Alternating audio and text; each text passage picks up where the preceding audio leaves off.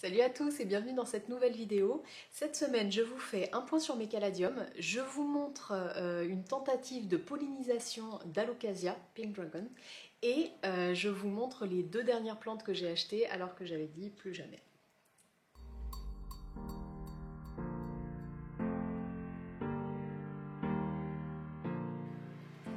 Et salut! Alors pour commencer cette vidéo, je vais vous montrer des petites plantes que m'a envoyées ma copine Aurélie, qui m'a trouvé des super affaires du côté de chez elle. Voilà, alors il y a des travaux dans la rue, j'espère que ça ne sera pas trop gênant sur la vidéo. Je vais essayer de parler plus fort sans réveiller ma fille. Alors, l'avantage d'avoir des plantes copines qui sont pas à côté, bon, on peut pas se voir, c'est pas cool, mais par contre, du coup, on peut partager les bons plans. Donc, cette semaine, Aurélie a trouvé en fait une plante que j'avais repérée il y a longtemps. C'est un Tillandsia. Voilà, un très gros. Donc, en fait, elle m'en a mis deux. Une toute petite comme ça, un petit peu rose. Donc c'est des plantes qu'on appelle aussi les filles de l'air, c'est souvent vendu sur les petits marchés de nuit, etc. Donc c'est des plantes qui poussent comme ça sans substrat. Et donc un gros big Tillandsia. Voilà. Alors il faut savoir que cette plante, donc exactement la même taille, je l'ai vue moi chez Villa Verde, la jardinerie, le mois dernier. Je l'ai trouvée super belle et enfin, j'ai tout de suite eu envie de l'acheter. Et puis quand j'ai vu le prix, bah, j'ai eu moins envie parce qu'en fait il la vendait 45 €, 44,99 €. Bon voilà, c'est un petit peu... au-delà du budget que moi je souhaite mettre là-dedans, donc j'ai passé mon chemin et voilà. Et en fait la semaine dernière Aurélie me montre la plante qu'elle avait trouvée, donc exactement la même, et à 9,90 €. Voilà. Donc bon, là il y a quand même de quoi se poser des questions sur les prix pratiqués en jardinerie. Voilà, donc ben, je lui ai demandé si elle pouvait me la prendre et me l'envoyer, donc je suis super contente, encore merci beaucoup Aurélie. Voilà. Alors si vous avez des conseils pour l'entretien de cette plante, je suis absolument preneuse, si vous voulez me mettre ça en commentaire, ça me fera plaisir et ça va m'aider surtout. Je sais que je dois l'arroser a priori une fois par mois. Moi ça me fait un peu peur ce genre de truc parce que je connais pas du tout ce qui est... succulentes, plantes grasses, etc. Et ça, je ne sais pas si c'est vraiment une plante grasse, en tout cas j'ai bien compris que c'est quelque chose que je ne devrais pas trop arroser. Voilà, donc je vais être vigilante sur les arrosages. Enfin, si vous avez d'autres tips, je suis preneuse. Voilà, donc ça c'était la première chose, enfin les deux premières choses. Et ensuite elle m'a envoyé un Hoya. Donc c'est un Hoya publicalix que je voulais depuis longtemps. Alors moi en fait je cherche le Hoya publicalix, je crois qu'il s'appelle Red Button mais je suis pas sûre. Celui qui a une floraison bordeaux. Donc je ne sais pas si ça sera celui-là. J'ai reçu également cette semaine des boutures de Hoya publicalix également, mais que j'avais troqué avant qu'Aurélie trouve celui-ci. Donc je vais en garder une, je vais mettre les autres à troquer et j'espère que sur les deux, voilà, j'en aurai un qui fleurira rouge. Voilà, donc ce Hoya, 7 €. Donc les jardineries par chez elle et par chez moi, c'est pas du tout pareil parce que ici les Hoya, bah déjà j'en vois pas souvent, c'est vraiment rare en jardinerie, donc quand j'en vois, j'hésite pas. Et c'est plutôt des pots de cette taille-là, entre 20 et 25 €. Voilà, donc là 7 €, c'était super. Donc voilà, je suis trop contente. J'ai été, ouais, non là franchement, 17 €, ça défie toute concurrence. Voilà, trop cool, trop bien.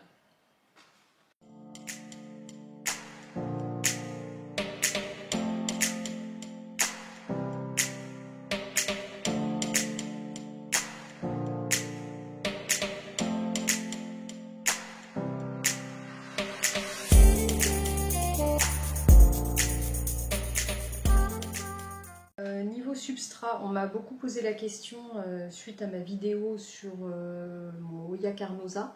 Bon, moi j'aime pas trop conseiller sur les substrats parce que je pense vraiment que ça dépend des intérieurs, de la façon d'arroser de chacun, etc. Donc voilà, encore une fois, c'est juste mon expérience.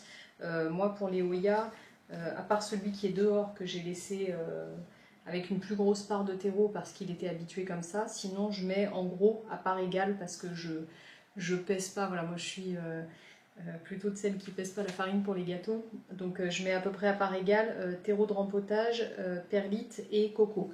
Mais bon voilà, c'est juste ce que je fais chez moi. Voilà, donc c'est parti pour le rempotage. Et d'ailleurs à ce sujet, ce tapis de rempotage est à gagner sur mon concours actuel. Si vous ne l'avez pas vu, regardez sur ma page, je fais un concours pour mes 500 abonnés. Voilà, donc avec un pothos Manjula à gagner, un petit ciseau à plante et puis ce petit tapis de rempotage. Voilà, très pratique.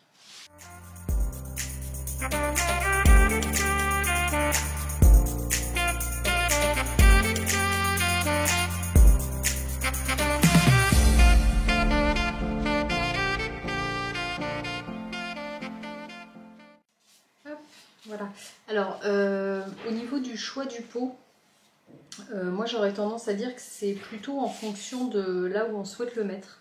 Enfin, du moins, moi je procède comme ça.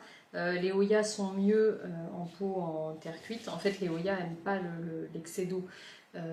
Donc, si on a la main lourde, évidemment, il vaut mieux aller vers un pot en terre cuite. Moi, en tout cas, je fais en fonction de l'endroit où je le mets, à savoir quand c'est des Oya que je mets dans des suspensions. Je m'amuse pas à mettre des pots en terre cuite, bah, déjà parce que c'est plus lourd, mais aussi parce que forcément quand ils sont en terre cuite, on va les arroser plus souvent. Et je trouve que dans les suspensions, c'est pas évident à arroser, donc je préfère dans ce cas-là réduire la fréquence d'arrosage et le mettre dans un pot en plastique. Même des fois, je joue un peu sur le substrat pour avoir à les arroser moins souvent. Voilà, bon, ça c'est un petit peu chacun et ses habitudes. Voilà donc pour le rempotage du Oya Lumicalix. Alors, je voulais vous faire un petit point Caladium et Stephania erecta. Donc, avant de les ouvrir, donc voilà, ces deux-là sont sortis. Donc c'est pour ça qu'ils n'ont plus de film. Celui-là est encore... Enfin, en fait, il est sorti aussi, mais pour cela, les pointes avaient atteigné le film, en fait. Donc j'ai commencé par trouver le film pour les laisser sortir, et puis après, je l'ai carrément enlevé. Et donc la Stephania erecta est toujours fermée sur le radiateur. Je la mets ici dès qu'il y a du soleil, et je laisse ouvert à peu près une demi-heure par jour pour pas qu'il y ait de soucis de pourriture. Alors... Voilà, donc là on voit bien, c'est pas évident à vous montrer parce que c'est vraiment tout petit. Donc ici, un petit départ ouvert. Ça c'est pour la Stephania erecta. Ensuite, pour les caladiums. Donc, les Strawberry Star sont bien sortis. Donc j'en ai un ici.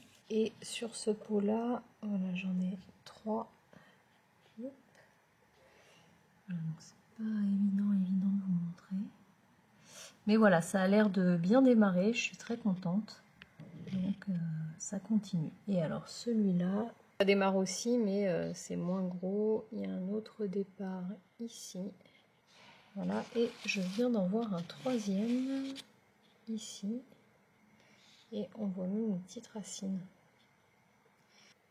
C'est pas trop mal, je trouve ça lent, mais bon, sans tapis chauffant, sans lampe de croissance, etc. Bon, c'est pas trop mal. Donc voilà, je continuerai à vous montrer l'évolution.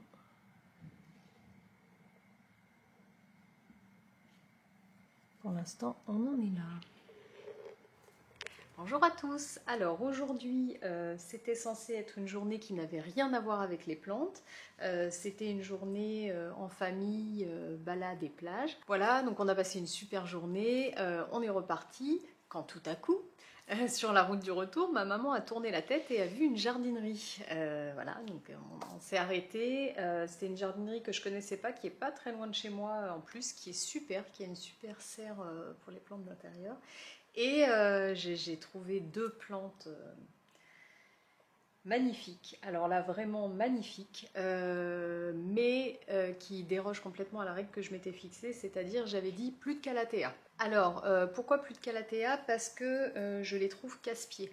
Alors jusqu'à maintenant j'ai tué personne, voilà, mais j'ai quand même des spécimens qui se portent pas très bien. Alors j'en ai qui vont bien d'ailleurs, il faudrait que je fasse un jour une vidéo sur ma collection de calathea pour vous montrer un peu ce que j'ai. mais voilà, j'en ai deux qui vont pas bien, que j'ai un peu du mal à comprendre, et du coup je m'étais dit non, bon, celles-là, elles sont trop casse-pieds, enfin du moins pour moi j'ai un peu de mal à les comprendre. Alors la première que j'ai achetée, c'est celle-ci, donc pour ceux qui regardent les stories, je vous l'avais mis en story. Donc c'est la Calathea Maui Queen, maintenant je connais son nom, je l'avais jamais vue. Alors là vraiment, j'ai craqué sur le dessin, on dirait des coups de pinceau. C'est magnifique. Voilà, je la trouve trop belle. Bon, ça c'était la première. Et alors la deuxième, je vais me reculer un petit peu parce qu'elle est un petit peu plus grande.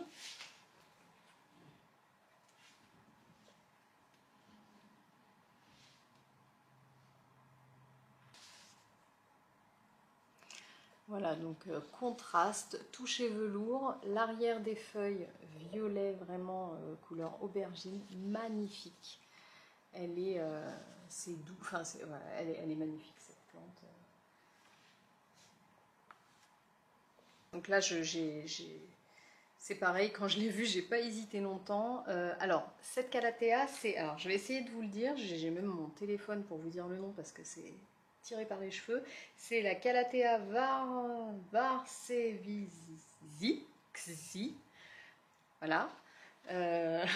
J'espère que vous êtes content d'avoir eu le nom. Je l'avais déjà vue plusieurs fois, je ne me rappelais pas de son nom quand je l'ai acheté, je savais que c'était la Calathea au nom compliqué, et je crois bien qu'elle n'a pas que le nom de compliqué. Alors déjà les feuilles velours comme ça, je n'en ai jamais eu. Voilà, donc je sais que c'est très sensible aux acariens.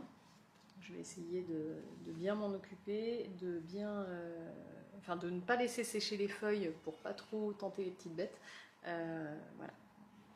Enfin, en tout cas, je suis ravie, elle est magnifique. Et donc, pour information, parce que j'avais dit dans mes premières vidéos que je faisais le choix de donner le prix des plantes que j'achète, voilà, pour permettre un petit peu aux personnes qui regardent les vidéos de se situer, voilà, d'avoir un point de repère. Et, alors, ce qui ne veut pas dire que moi je les achète au prix, au meilleur prix, ou que je ne me fais pas avoir, hein, mais au moins ça donne un comparatif. Moi, souvent, il y a des plantes qui m'intéressent et puis je n'arrive pas du tout à me donner une idée du prix. Donc moi, celle-ci, je l'ai payée 32 €. Donc elle est quand même grosse, c'est un pot de vin.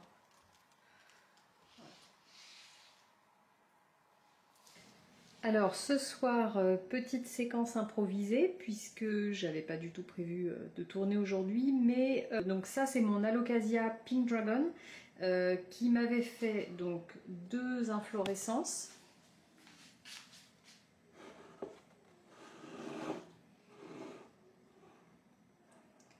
Voilà, donc une première sur laquelle j'ai prélevé du pollen que j'ai conservé au frais. Donc ça, je ne vais pas prendre le risque de vous le montrer parce que j'ai peur de... Il y en a très très peu. Et du coup, j'ai peur de le faire tomber ou de faire une bêtise.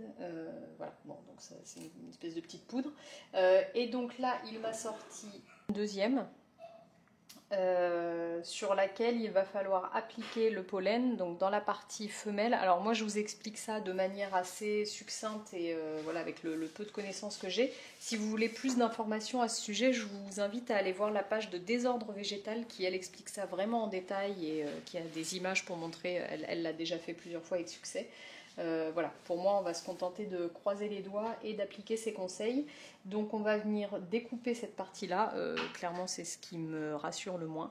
Je me suis entraînée en fait sur la première, voilà, à faire une découpe. Donc on va venir ouvrir celle-ci, appliquer le pollen et puis après voilà, croiser les doigts et on verra. Alors la lumière est pas top parce que à cette heure là c'est pas l'idéal pour filmer évidemment. J'ai gardé celle-ci pour bien voir comment évolue une inflorescence qui n'a pas été pollinisée, pour pouvoir me repérer sur l'autre. Et voilà. Alors, mon mari m'a offert une trousse digne du meilleur maître chanteur. Je pense que là, je peux séquestrer quelqu'un et le torturer. On est bon. Voilà, donc avec ça, a priori, si je réussis pas, j'ai aucune excuse. Voilà, voilà, allons-y. Alors là, j'ai trouvé un meilleur angle. Peut-être que vous voyez un petit peu mieux. Voilà, donc on voit bien l'inflorescence. Donc le pollen sur la première était à ce niveau-là. Et là, donc, on va ouvrir cette partie.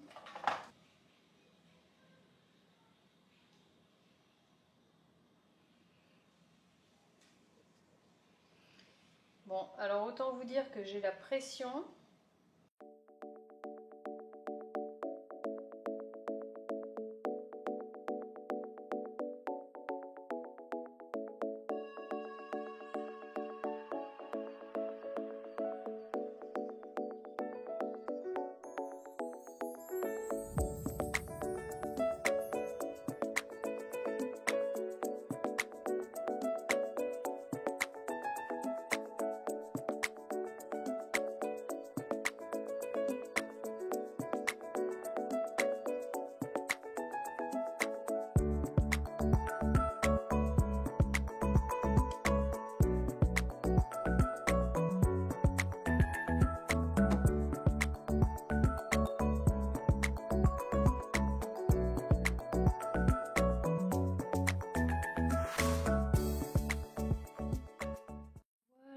Bon, je ne sais pas si vous voyez correctement, j'ai ouvert cette partie-là.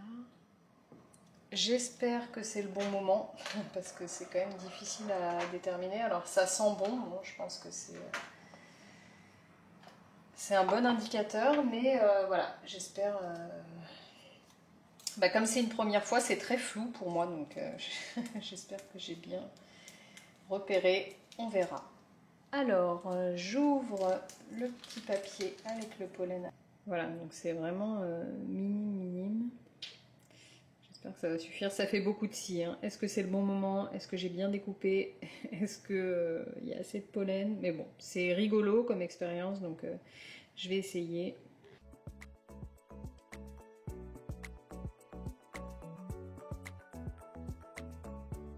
Super peur d'en faire tomber. Toc. Allez, c'est parti, croisez les doigts.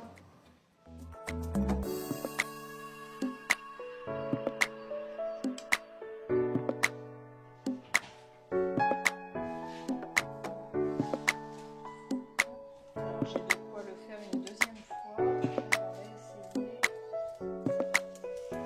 Puis, voir où ça est pris.